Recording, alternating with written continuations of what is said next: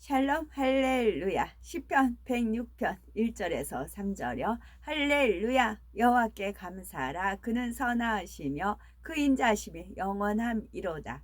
누가 능히 여호와의 권능을 다 말하며 주께서 받으실 찬양을 다 선포하랴.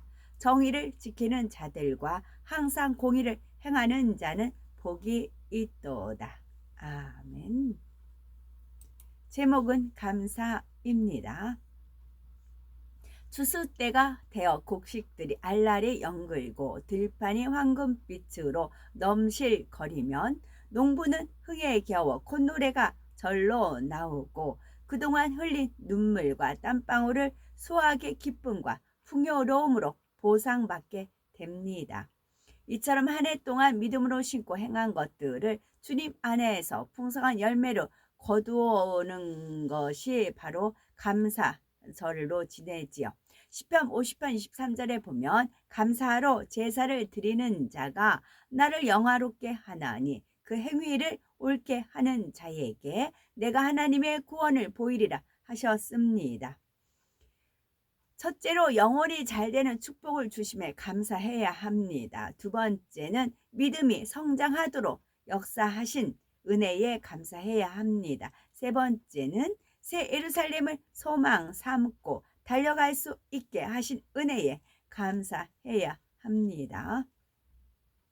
우리는 구원받은 은혜뿐만이 아니라 확실한 믿음을 가진 알고 성도로서 천국까지 이룰 수 있게 하신 것에 감사해야 합니다.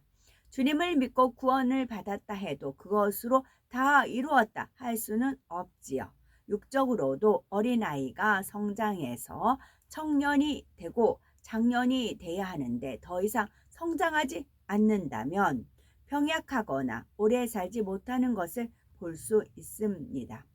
마찬가지로 주님을 믿고 거듭났다 해도 믿음이 성장하지 않으면 정상적인 신앙생활을 한다 할 수 없으며 결국 구원받을 믿음조차 잃어버리는 경우가 많지요.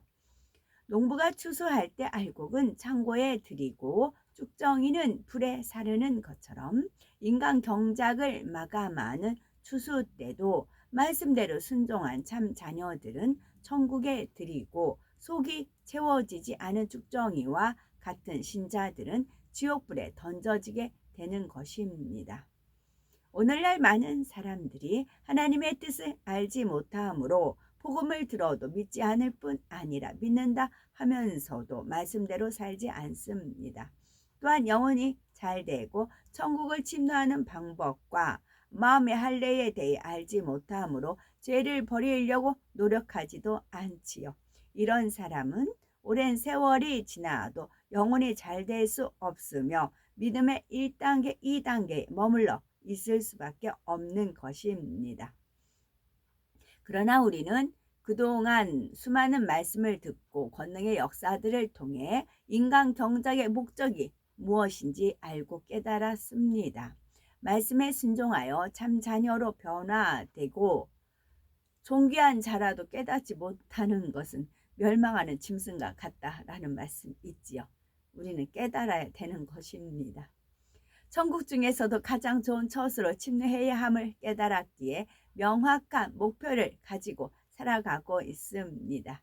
골로새서 3장 1절에서 2절에 보면 너희가 그리스도와 함께 다시 살리심을 받았으면 위의 것을 찾으라. 거기는 그리스도께서 하나님 우편에 앉아 계시느니라.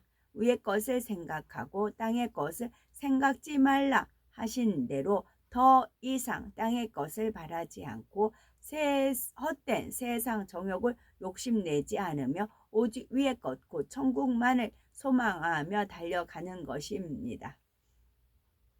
그리고 마침내 천국에 이르게 되면 하나님께서는 우리의 모든 수고와 노력을 말할 수 없는 영광과 상급으로 갚아주십니다. 수고는 사랑의 수고 있었지요. 믿음의 역사, 사랑의 수고, 소망의 인내. 우리의 모든 수고와 노력을 말할 수 없는 영광과 상급으로 갚아주십니다. 이처럼 영혼이 잘 될 수 있도록 진리의 말씀으로 양육하시고 축복하신 하나님께 중심에서부터 감사드려야 하는 것입니다. 두 번째로 믿음이 성장하도록 역사하신 은혜에 감사해야 하죠. 하나님께서는 말씀을 통해 구원받고 좋은 천국에 갈 수 있는 길을 밝히 알려주시며 때를 쫓아 연단의 시간을 허락하심으로 때를 쫓아 연단의 시간을 허락하심으로 믿음을 성장시켜 주셨습니다. 그런데 어떤 사람들은 자신의 믿음이 어느 정도인지 분별하지 못하는 것을 봅니다. 주의를 지키고 11조를 하며 기도하고 사명을 감당하니 큰 믿음을 가졌다 하는 것이지요. 말씀에 비춰보면 내가 믿음의 몇 단계쯤 이르렀구나 하고 어느 정도 분별할 수 있지만 시험이 올 때 믿음의 분량을 더 정확하게 확인할 수가 있습니다. 또한 연단을 믿음으로 극복함으로 더 큰 믿음으로 성장할 수 있으며 신앙생활 가운데 연단의 때를 맞으면 이전에 미처 알지 못했던 자기를 발견하게 됩니다. 나름대로 신앙생활을 잘하고 있다고 자부했는데 막상 연단이 시작되니 자신의 부족한 모습을 낱낱이 발견하게 되는 것이지요. 믿음으로 고백하지 못하고 감사하지 못하며 변질되는 모습과 하나님의 뜻을 알면서도 불순종했던 모습들을 깨우치게 됩니다.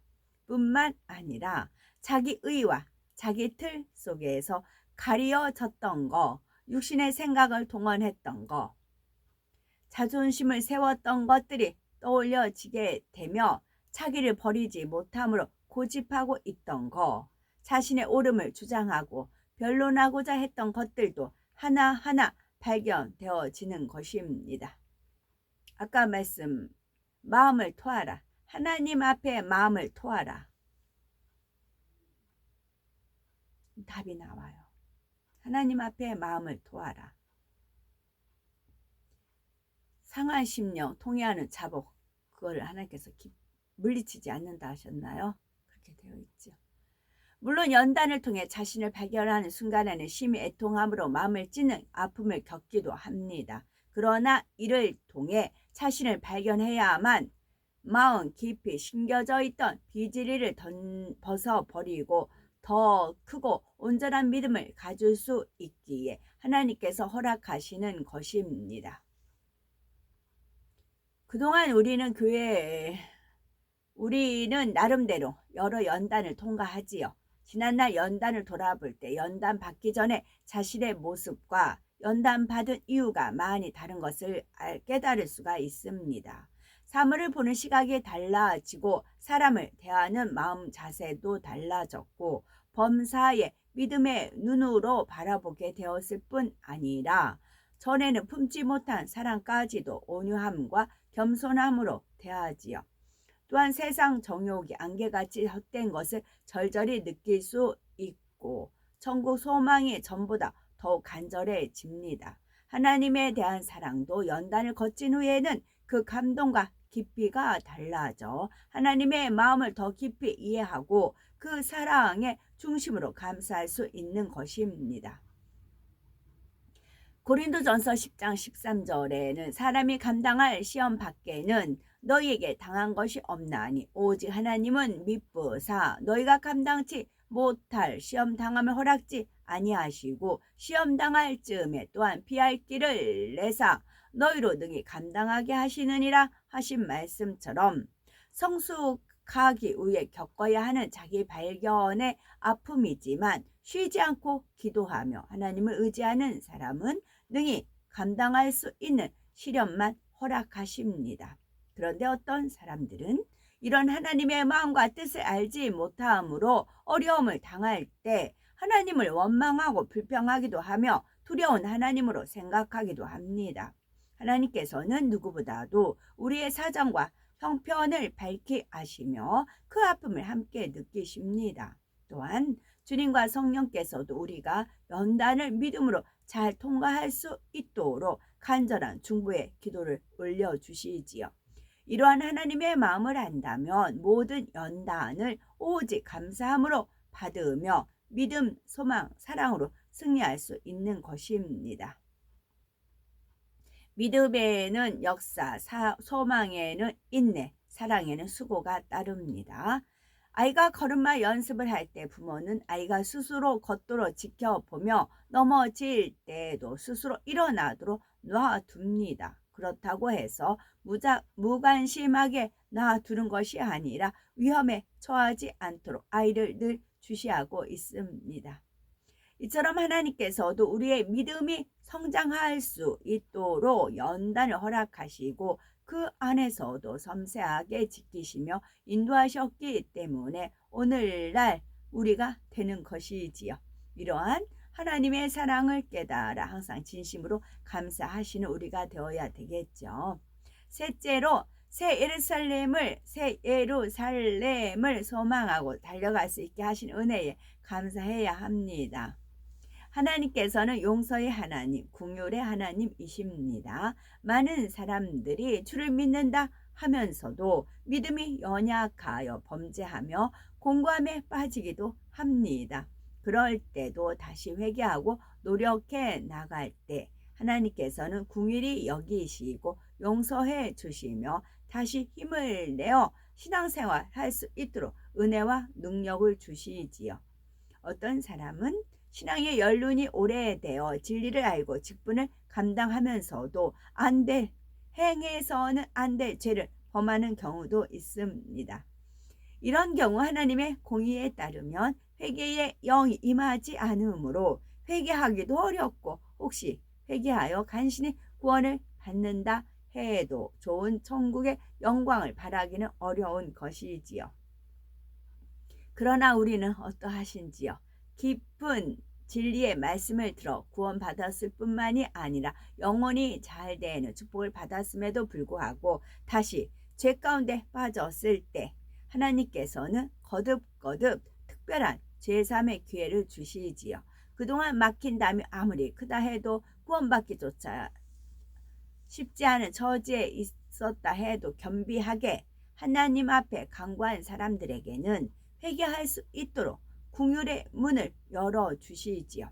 뿐만 아니라 예전의 소망을 회복하여 주시고 온 영의 흐름이라는 축복 속으로 낙오되지 않고 새 예루살렘을 향해 달려갈 수 있도록 체험케 하시는 것입니다.